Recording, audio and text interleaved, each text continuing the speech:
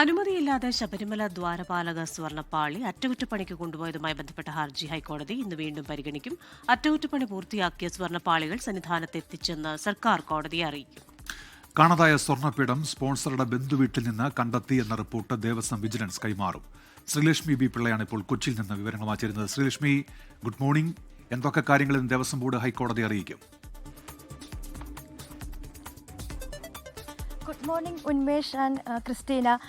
ഇന്ന് അനുമതിയില്ലാതെ സ്വർണ്ണപ്പാളികൾ കൊണ്ടുപോയ സംഭവത്തിൽ, അറ്റകുറ്റപ്പണിക്കായി കൊണ്ടുപോയ സംഭവത്തിൽ ഹൈക്കോടതി ഇന്ന് ഹർജികൾ പരിഗണിക്കുന്നത്.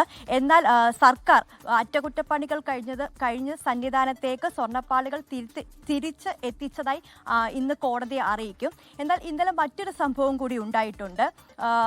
പീഠങ്ങൾ, 2 പീഠത്തിൽ ഒരു പീഠം കാണാതായി എന്നുള്ള പരാതിയുമായി സ്പോൺസർ ഉണ്ണികൃഷ്ണൻ പോറ്റി രംഗത്തെത്തിയിരുന്നു.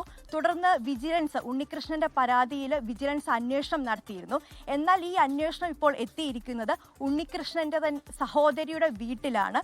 ഇന്നലെ സഹോദരിയുടെ വീടായ വെഞ്ഞാറമൂട്ടിൽ വിജിലൻസ് പരിശോധന നടത്തുകയും ആ പരിശോധനയിൽ പീഠം കണ്ടെത്തുകയും ചെയ്തു. എന്നാൽ വിജിലൻസ് മറ്റൊരു കാര്യം കൂടി അന്വേഷണത്തിൽ കണ്ടെത്തിയിട്ടുണ്ട്. 2021 വാസുദേവൻ എന്ന ആളുടെ, കോട്ടയം സ്വദേശിയായ വാസുദേവൻ എന്ന ആളുടെ വീട്ടിൽ ഈ പീഠം സൂക്ഷിച്ചിരുന്ന കാര്യം.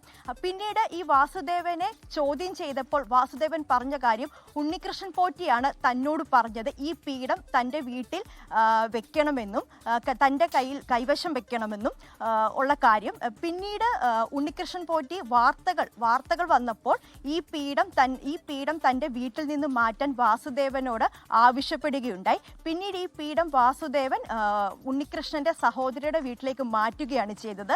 എന്നാൽ ഈ വാസുദേവന്റെ ഈ മൊഴി, വിജിലൻസിന് വാസുദേവൻ നൽകിയിരിക്കുന്ന ഈ മൊഴി ഇപ്പോൾ ഉണ്ണികൃഷ്ണൻ തള്ളിയിരിക്കുകയാണ്. താൻ അങ്ങനെ ഒരു കാര്യം പറഞ്ഞിട്ടില്ലെന്നും തനിക്ക് ഇതിനെക്കുറിച്ച് യാതൊരു തരത്തിലുള്ള അറിവില്ലെന്നുമാണ് ഇപ്പോൾ ഉണ്ണികൃഷ്ണൻ പോറ്റി വിജിലൻസിന്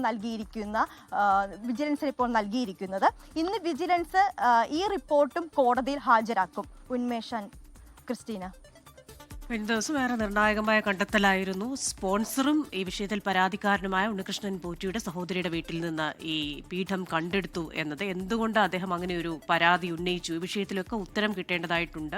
ആ സമയത്താണ് ഹൈക്കോടതിയിൽ നൽകിയിരിക്കുന്ന ഹർജി നിർണായകമാകുന്നത്. ശ്രീലക്ഷ്മിയാണ് വിശദാംശങ്ങളുമായി കൊച്ചിയിൽ നിന്ന് ചേർന്നത്.